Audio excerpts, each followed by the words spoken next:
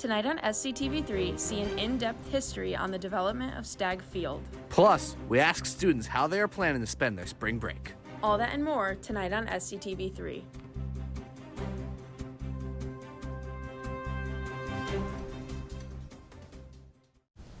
Hello and welcome to tonight's edition of STV3 Weekly News. I'm River Mitchell. And I'm Kaitlyn Kupiec. Thank you for tuning in. We start tonight taking a look at Stagg Field. Along with Blake Arena, Stagg serves as a sporting epicenter of Springfield's campus, hosting games for the football, field hockey, and both lacrosse teams. Since its construction in 1970, the field has undergone many changes, including becoming an innovator for the use of a brand new type of playing surface. SCTV3's Sam McGilpin explored the history of the stadium and spoke to some of the current coaches about its legacy today. Stagg Field is a state-of-the-art Division III stadium on the campus of Springfield College named after Amos Alonzo Stagg, who created and managed the first football team ever at the Springfield YMCA in 1890, which later became Springfield College. The stadium seats a total of 3,867 spectators and can also be viewed from the press box as well as the student townhouses. Although the well-preserved monofilament turf field was introduced in 2007 when they decided to honor the stadium in his name, it hasn't always been Stagg Field. Dating back over 54 years ago, Springfield College had its eyes set on a new multi-purpose field. The groundbreaking was December 3rd of 1970 and would eventually be named after Paul G. Benedum, who was a Board of Trustee member and a corporator of the college in the 60s, but that was just the start. The field would have polyturf, the first AstroTurf playing field to be put on a college campus and arguably change the landscape of football fields. The installation would cost $415,000, which would be $3.3 million now.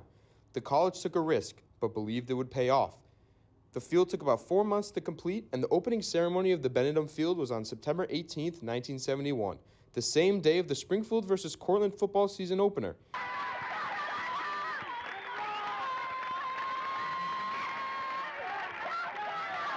Current Springfield College football head coach Mike Sarasulo coaches in the same stadium that he played on in 1989 and 1992, and just finished an historic season for the Pride on a historic field as they went all the way to the NCAA quarterfinals. Oh, it's awesome. Awesome environment. Again, when you get an opportunity to be on Stagg, formerly known as Benedum, back when I played, but I think anytime you have a home opportunity to play and be around your buddies and play with your friends and just a collection of alum that come back as well, and the student support, faculty support, it's awesome environment. The environment that Sarasulo loves boosted his team to the best season in Springfield history, going undefeated in the regular season and winning 2 games in the NCAA playoffs that included 2024 champion Cortland. The team had more firepower than ever before, but Sarasulo hopes his team can get even farther. One of the reasons why being the Division III National Championship is named after Stagg. The Stagg Bowl is a big hope of Sarasulo's in the future. Yeah, I think it's so cool just being called Amos Alonzo Stagg Field and getting the kids to understand that the ultimate goal in closing that gap from where we were this past year to getting to the Stagg Bowl would be quite an accomplishment. Being Amos Alonzo Stagg was our first football coach at Springfield College. So just that namesake would be pretty cool, obviously. And 36 years after the opening of the Benedum Field, the polyturf was ripped apart, and in came brand new monofilament turf. The turf has less of a rug feel while trying to look and feel like normal grass. That same summer, they renamed the stadium to Amos Alonzo Stagg Field. Stagg, who was one of the most innovative football minds to ever live, has other football fields named after him, but Springfield tries to put his impact front and center. I went to the Springfield College archives to meet with archivist Jeff Monceau and found some extremely interesting photos and documents that included the polyturf explanation, a clear photo of the rug-looking turf, and a great photo of the Benedum ceremony opening. Springfield men's lacrosse head coach Keith Bugbee has been at the college for 42 years and is the 5th most winningest coach in collegiate lacrosse history. Bugbee recalls the turf of 4 decades ago. But AstroTurf for lacrosse it was really fast track, you know. We kind of liked it as a home field because like high bounces for the goalies. It was really firm, you know. But yeah, we were lucky to have it because they would kind of plow it, not like they do now. They got much better at it. So, but it was a surface they could clear when it needed to be. So Springfield women's lacrosse head coach Jen Thomas is in her 3rd year at the helm of the program. Similar to Sarasulo, Thomas also played on Stagg Field in 2012 and 2013, but unlike Sarasulo, she got to play on the newer turf field. Thomas described what it was like to be a part of that experience. So cool that there's so much history to it. And I think as a player, like game day was just so special on that field, specifically just kind of location. So I love that it's like right in the middle of, you have senior upperclassmen housing right there. So then that way players, especially when I was playing, like they were always in the backyard of the townhouses, right by the fence. For the first time in the 2025 season, both Coach Thomas and Coach Bugby will play at Stagg Field on the same day, with women's lacrosse at 12 on Saturday and men's lacrosse following at 3. From SCTV3, I am Sam McGilpin. The stadium is also used for physical education classes in intramural sports. Springfield College's Faculty Senate will be voting this week on whether or not to remove the Wellness Passport as a required piece of the college's core curriculum. The Wellness Passport currently requires students to gain 24 stamps across 3 different wellness domains: physical, mental, and meaning and purpose. They are earned by attending various events and activities on campus, like a lecture or just going to the gym. But with concerns about the ability to measure the Wellness Passport's effectiveness and the possibility of students being dishonest when collecting their stamps has put its future up in the air. The Faculty Senate vote is due by tonight at 9, with results set to be announced tomorrow. On Monday, the Office of Multicultural Affairs hosted the 10th annual Women's Tea event in the Dodge Room. The event included refreshments such as tea, water, and small pastries to go along with the ceremony. The ceremony started with a student award and then shifted its focus to guest speaker Shelley Carter, a fire chief in Hamden, Connecticut. The event concluded with the recognition of staff who have made an impact for women's equality. The event focused on highlighting both the struggle women face and impact they make daily. After the event, Chief Carter shared a clear message for young women. I can encourage young women or women in general that they are strong and brave and that they can beat the odds. Becoming the first Black female fire chief in New England, I definitely beat the odds. And I want to share that story with women across the country to let them know that they can do anything they want to do if they put their minds to it. This year's commemoration marks the 10th year of the Women's Tea event and will continue highlighting impactful women in the future. Earlier today, the Office of the Ombuds kicked off their 2025 Spring Workshop Series. Confidence was focused on developing communication strategies for students to use in the classroom and workplace. The presentation discussed challenges with communication in the modern world, such as texting and work-life balance. Those in attendance were split into groups and create recipes of positive and disruptive arguments. Each group shared their recipes and learned more about communicating effectively. The next event, called Don't Push My Buttons, will take place on March 26th. March is observed by Muslims worldwide as the month of fasting, prayer, and reflection, known as Ramadan. Falling on the 9th month of the Islamic calendar, several members of the campus community are in observance of Ramadan. It's believed to be the month where the Quran was revealed to the Prophet Muhammad.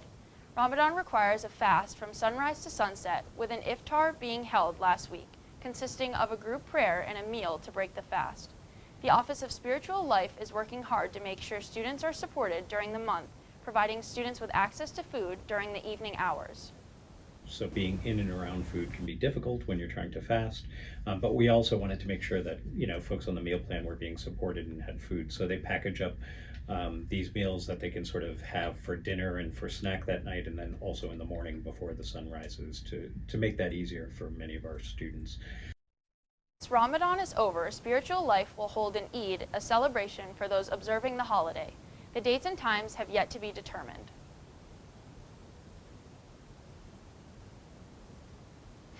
Just a couple of days until spring break, students are hoping for some warm weather. Chris Schoenleber is in Studio B with our local and national weather update. Chris? Thanks, River. Taking a look at the upcoming forecast for the week, we have a lot of warm days approaching, with a high of 64 this Sunday and on Wednesday too. This is the highest temperature of the year so far, and it comes at a perfect time for students to spend their spring break outside. Tomorrow the sun will be shining, reaching a high of 58, but expect some showers on Monday. With the sun returning on Tuesday later in the week, expect some overcast, but temperatures will remain in the 60s. Taking a look at some national weather stories, In Truckee, California, local residents prepare for a powerful winter storm that is moving east towards Sierra Nevada. Some residents are planning to leave early in the morning to beat the snowy conditions. California Transportation is clearing up for the storm by bringing in over 100 crew members from nearby areas to help clear out the roads on I-80. Up to 3 feet of snow is expected, as well as winds that can reach up to 70 miles per hour. The storm made landfall on Wednesday night and will continue to bring dangerous conditions until Friday. Back to you, Kaitlyn, in Studio A. When we come back, find out more about the Study Abroad program and International Center through a Q&A with the leader of the office, Heather St. Germain. Most hiring algorithms would scream me out. Some bosses couldn't see me as a leader. I've run this place for 20 years, but I still need to prove that I'm more than what you see on paper.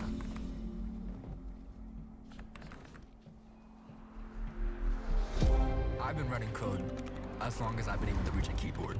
This is what I do. It's second nature for me, coordinating 100 details at once. It's the way my mind works. I have a very mechanical brain. I sold them on my skills. You gotta be so good they can't ignore you. My magic is analytics and empathy. That's how I'm getting clients. You have to have the confidence in yourself to show up and defy the odds. I'm more than who I am on paper. I never got a college degree. And today, I'm the CEO of my own company. People want to tell me I'm one in a million, when actually I'm one of millions. Stars are all around us. It's time for them to shine. My opponent is completely disregarding almost half of my arguments which I respond to. Communities must step up Laws and alone protest cannot against this stop the normalization. bullying. Well, I completely disagree. Point of inquiry, do you guys even realize that the #1 killer of children and teens are gun injuries? You're probably starting to realize now, this is not a debate. There is no adult in this earth that wants children to die. I worry for my kids.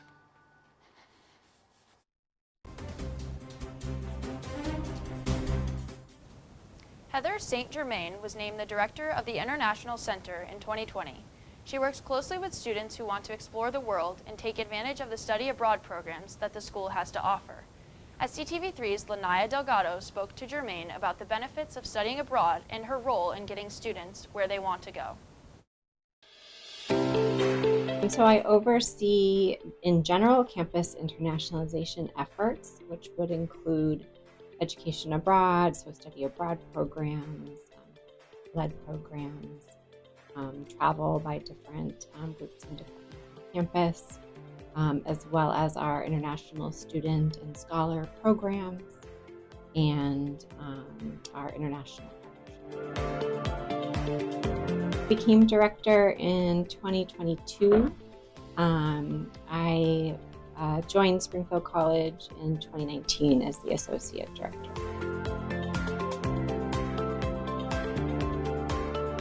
Advise students to start planning for a semester or summer abroad, ideally within the first year, so that they have as many options available to them as possible, hopefully to help create the most accessible pathway possible for them.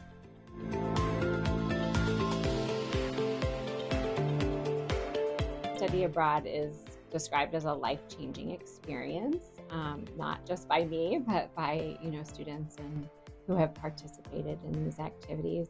And I think a lot of that comes from the opportunity for self-growth and development, and an opportunity to see the world through a different lens, yourself through a different lens, and your contributions to your community and society and your world at large in a way that you wouldn't otherwise have had you just stayed in an environment that was familiar and comfortable to you.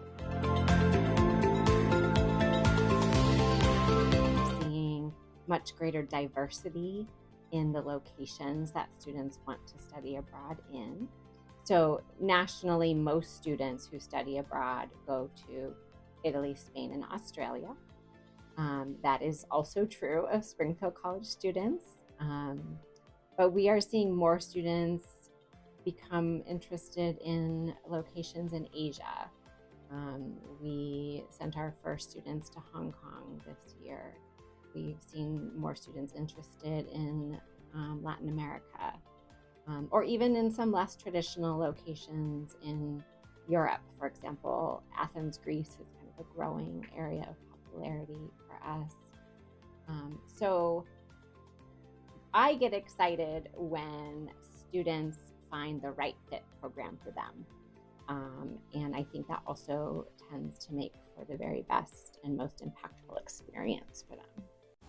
If you're interested in potentially studying abroad, you can find more information on PrideNet. The deadline for fall 2025 applications is April 1st. Now shifting to some of the major headlines across the country this past week. The United States Department of Agriculture's decision to cut more than $1 billion in funding has farmers across the nation outraged. The USDA also cut funding for local food purchase programs, which provide much of the supplies for local food banks and organizations.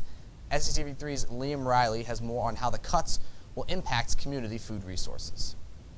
Recently, states were notified that the USDA had cut funding for the Local Food for Schools Cooperative Agreement program for 2025.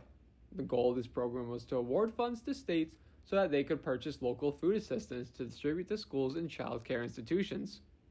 This was one of multiple federal program cuts made by the Trump administration to reduce government waste. The decision came at a difficult time, however, as pantries are seeing an increased need. Our members are still seeing well above pre-pandemic need, and in some cases at peak pandemic need. And we're seeing more and more families who we know are working, we know are doing their best to make ends meet. Tony Thompson is a farmer in Iowa and the owner of a food hub called Prudent Produce. The food hub buys from 100 Iowa farmers each year and sells some of the food to consumers. The remaining food is given to local schools and pantries through federally funded programs. We're using those funds to buy food from local food producers and getting them into the hands of people who need them. It's just been really problematic to think about all the work that we've been doing to build these systems and these processes and these procedures, to just have them basically wiped out. It will only be a matter of time before food banks and pantries feel the effects of the lost funding. But Bryant, along with various forms of food assistance, will not let cuts deter them from their goal of helping others. Reporting for SCTV3, I'm Liam Riley. The School Nutrition Association stated that an estimated $660 million included in over $1 billion funding cut was previously allotted to be given to schools to make food purchases this year. Tariffs continue to impact businesses all over the United States. With more threats of increased tariffs, one state in particular is going to feel the increased prices more than others. SCTV3's Kyle Valentine has more. With many problems like supply chain issues and bird flu haunting grocery stores for months, a new problem has risen. A grocery store in Minnesota may experience the new obstacle due to threats of tariffs to be put in place by Canada. A lot of the supply grocery stores receive in Minnesota come from Canada and even Mexico. According to the owner of Tim and Tom's Speedy Mart, he says the prices have been, quote, like a roller coaster, end quote. Avocados and cucumbers, which are as low as $1.99, may skyrocket due to tariffs that are being threatened to be put in place. Minnesota will feel the tariff increases more than other states because our economy is more interdependent with Canada than most other states. Imports from Canada can include things like bacon, mushrooms, and even peppers. Customers are already paying more just from the state mandates that are active inside stores. Those mandates are driving prices up to a point where adding another factor of increased prices from tariffs may leave Minnesota in a dangerous spot. They're also dealing with mandates from the state of Minnesota that have driven up our costs. And so those two things combined together make us more vulnerable than other states. Other stores in the United States are being impacted. Ellison Enterprises is a business located in the Bay Area that sells Chinese products that offer a variety of products including herbs, teas, medications, and more. Trump recently doubled tariffs on Chinese imports to 20%, leaving co-owner Edward Lau and his crew to include smaller quantities and precisely measure everything they are handling. All these products come from China. All this is going to be affected by the tariff. For many store owners like Lau, raising prices can also lead to losing business. More expensive, and people will start thinking about other alternatives, or maybe they simply not using it. Even with the tariffs being doubled, there is no sign that this is the last time a tariff increase will happen. Reporting for SCTV3, I'm Kyle Valentine. Even with profit margins being low, many stores are looking to keep prices as cheap as possible for their customers. Saunas have been mainstays in gyms for decades, but the space is getting increased attention for possible health benefits. But too much time in can lead to adverse effects. SCTV3's Dante Iafredi has more. In a cold New York City winter, these barrel-like saunas at the William Vale Hotel are a hot spot. The hotel rolled out its winter spa with skyline views and inside soaring temperatures that start at 110 degrees. James Volpe was recently soaking it all up. The cold to the hot is just like the best in the winter. The private sauna sessions are popular, booking up well in advance. And the spa manager says some guests want to try out a wellness trend. We check on you every 30 minutes to make sure that you're fine, make sure you're not cold or too hot. There's no question that sauna space is heating up. The Wall Street Journal reports tech executives are networking in saunas instead of old-school bars. And popular podcasters like Andrew Huberman have praised potential health effects. Regular use of sauna or other forms of deliberate heat exposure can reduce mortality to cardiovascular events. I think everyone sort of likes how they feel when they come out of a sauna, right? Dr. Gian Corrado with Mass General Brigham says the scientific research on saunas is promising. What is it about sauna use that might be helpful to the body? We need to understand exactly the mechanism better, but what we know is that blood pressure comes down. We know that studies of the arteries and vessels look to be more healthy after a sauna. The caveat is, we don't know how much sauna time is a healthy dose for different people. We need more randomized controlled trials. We need more specific data on different demographics. Plenty of questions, but for many, the sauna is worth the sweat. You can just literally come here and sit down and have some peace and quiet and tranquility. I think that's the biggest draw for me. A hot take that could boost your health. Reporting for SCTV3, I'm Dante Iafredi. Doctors do say saunas should not be used by people who've recently suffered a heart attack or have other serious heart conditions. If you have any safety questions, it's best to talk to your doctor. After the break, Michael Lane has you covered on all things Pride athletics, including interview with two-way softball star Amelia DeRosa. How do you know when you've made the right decision? It's the feeling you get in your gut, the one that tells you what's right or wrong. It's the one that says, sure, I can have a drink, or the feeling that says, okay, I've been drinking, now what? It's the voice inside you that says, I'm buzzed, better leave the car when it's time to go. Plan ahead, catch a sober ride.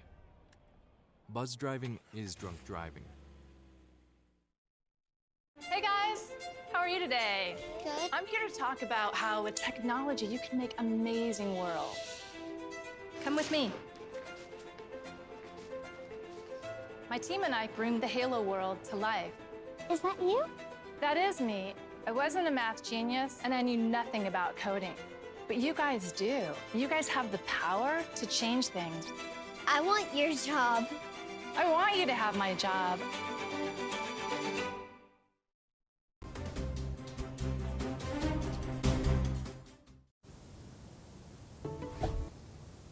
Hello and welcome to this week's edition of SCTV3 Sports Extra. I'm Michael Lane, bringing you the latest on all things Pride Athletics. Here's a look into how Springfield College athletics performed this week. Men's lacrosse dropped both of its games this past week. One came to 10th ranked Amherst and the other came ranked 20th against ranked Endicott. Caden Quirk receives the ball, heaves it across the field as far as he can, finds Jake Degnan who shoots and scores. The Pride played Babson at Saturday on Stagg Field starting NUMAC play. Men's volleyball defeated both Endicott and Hunter College over the weekend in a tri-match, beating both teams in 3 sets. Endicott goes for the kill, blocked by Springfield, who sets it up for Jake Delorius as he sends in a kill of his own. The Pride also beat MIT on the road, moving up to 17-2 on the season. They will play Russell Sage tomorrow at 6. Springfield College softball opened up its season on Saturday with a doubleheader against number 12 Williams College. In the first game, both pitchers were on fire, allowing no runs through 5 innings. Amelia DeRosa pitches down the middle, contact made by the Williams batter, who lines out to shortstop Katie Manzone to end the inning. The Pride had another doubleheader on Sunday against Hartford, winning both games. Yesterday afternoon, Springfield College athletes and students gathered around the steps of Blake Arena to honor the members of Pride Athletics who qualified for nationals. Track and field, swimming and diving, gymnastics, and wrestling, athletes are gearing up to compete in their national events in the upcoming days. The celebration included a few words from their coaches and then a walk down the steps of Blake Arena as their fellow teammates and classmates cheered them on in their journeys at nationals. Joe Wong, a qualifier in the 800-meter run for track and field, is excited to represent Springfield College on the national stage. Man, it's awesome. It just shows that, all the hard work that's been going on since last summer, it's paid off. And I'm really excited to go to nationals, go to Nazareth, put Springfield on the map, show them what we're made of, and bring them some hardware. The athletes will compete over the next 2 weeks. SCTV3's Liam Riley sat down with Amelia DeRosa of the softball team to discuss opening weekend and the outlook of the rest of the season. Hello and welcome to this week's edition of our Athlete in Studio interview. I'm here with junior on the softball team, Amelia DeRosa. Amelia, how'd you start with softball? It all actually started with my dad teaching my brother how to play baseball, and he was not having it. And then I brought out the tee myself and started teaching myself. And when he saw that I actually was interested, he was all in on it. So I pretty much just caught my dad's interest, and he got me going with t-ball and all that jazz, and we just kept going. You guys lost to Williams, but you rallied back against Hartford. Yeah. How important is it to win early in the season? I think that winning early sets a good precedent for the beginning of the season, and you're setting that standard that you want to continue to uphold. We still, not a big deal to us that we lost to Williams. We, just kind of brushed it off, moved on to Hartford, and did our best. I think it's a really, really big thing on our team to try to win as much as possible, obviously, and win early on and just stay strong.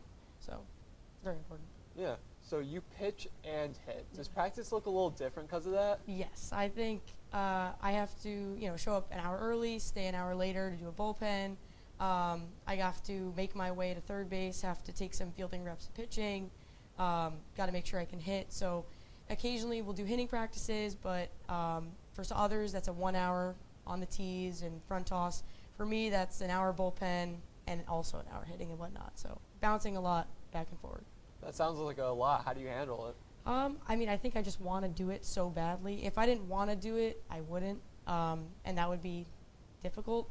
I think if you have to want to work that hard and want to do all those things. I came to Springfield because I knew I would get the opportunity to at least try to play all those positions, which is I'm really, really grateful for. So.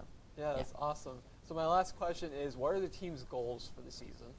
We are trying to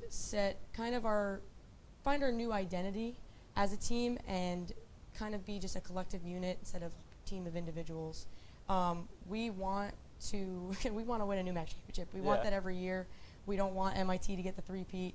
I know everyone on the team is working their hardest out there and supporting one another. So I'd say our goal is to come out strong and not care who's in the other dugout. We do not care who's in there. If it was Williams, Hartford, or whoever else will play, we're just going to go at them full force.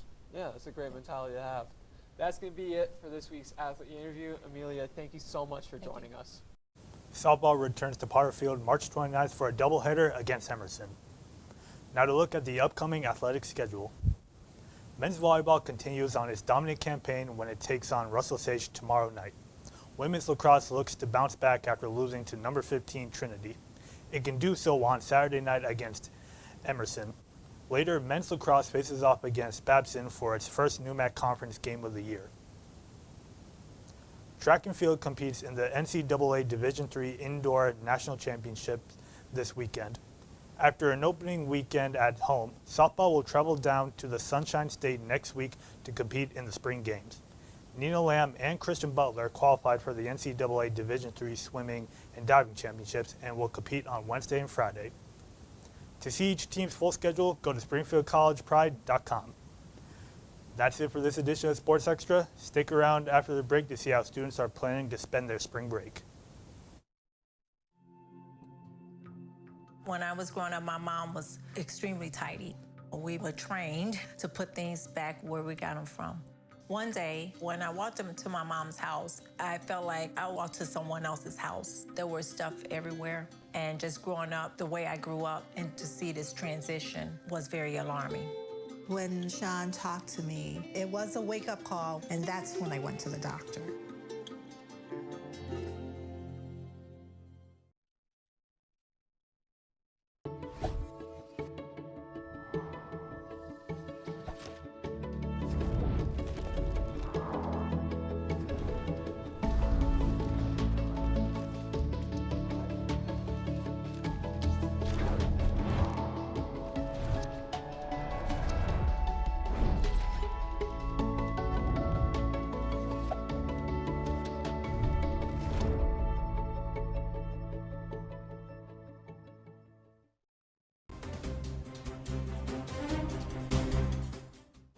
Spring break can either be a relaxing vacation from college work, or it could be a time to have fun with friends somewhere much warmer than Springfield.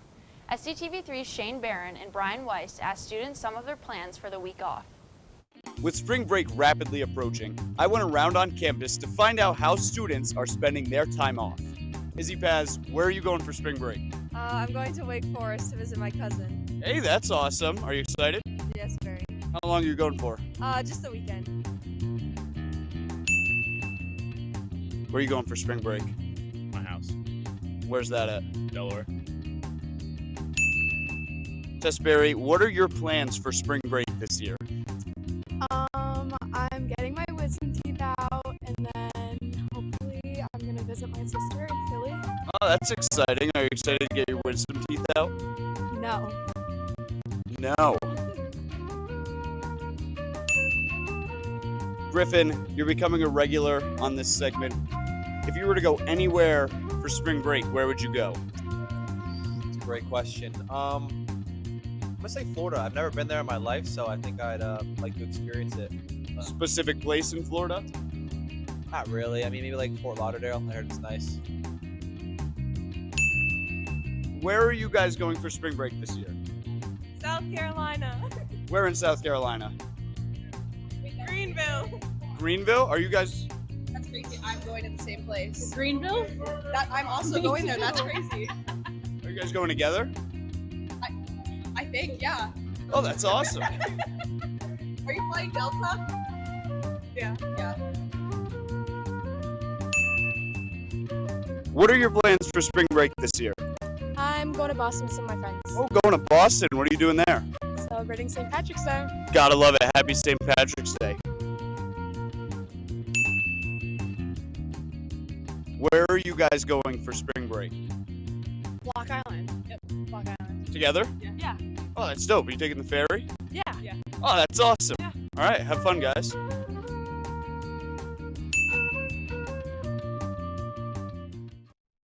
That's all we have tonight at STV3 Weekly News. Thank you for joining us. We'll be off the air next week for spring break, but we'll be back the following Thursday, the 27th. So make sure to tune in then. Same time. Same place.